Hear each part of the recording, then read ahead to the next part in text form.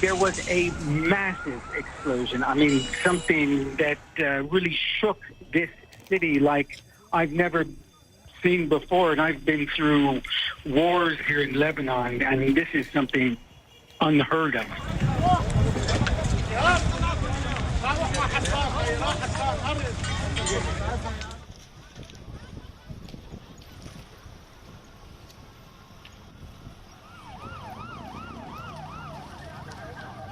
I'm looking at the buildings all around me. Many windows are also smashed. There's lots of glass and other debris in the street.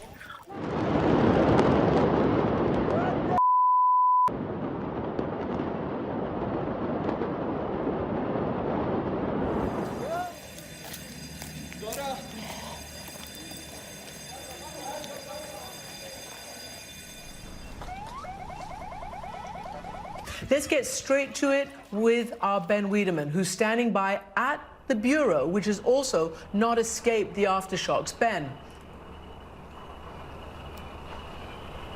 Yes, that explosion, Christian, happened just a few minutes after 6 p.m. local time. That's about 3 hours ago.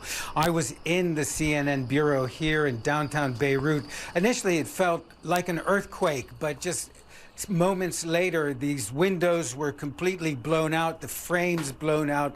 Our front door is gone now, and that scene has been replicated throughout the city. I've spoken with people all over this town by phone, and they all say the same thing. This is an explosion the size of which many who have been through the civil war, through the 2006 Lebanon-Israel war, never have seen an explosion of this magnitude. The hospitals here in Beirut are overwhelmed with the injured. The Hotel Dieu tells us that they have accepted at least 400 injured, another hospital getting at least 60, and that's just 2 hospitals.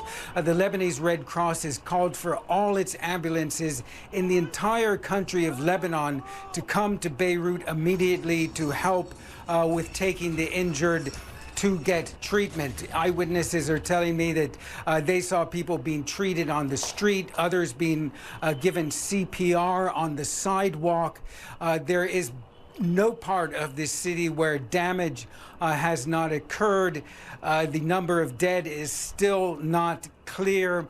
This was preceded by some sort of fire in a warehouse in Beirut's port. The national news agency, the official agency, said that the warehouse was full of fireworks, but Abbas Ibrahim, the head of Lebanese General Security, said it would be naive to think that an explosion of this magnitude was caused by mere fireworks. But at this point, it's unclear what was the cause of that explosion. But what is as clear as day is that this explosion has wreaked incredible damage throughout this city.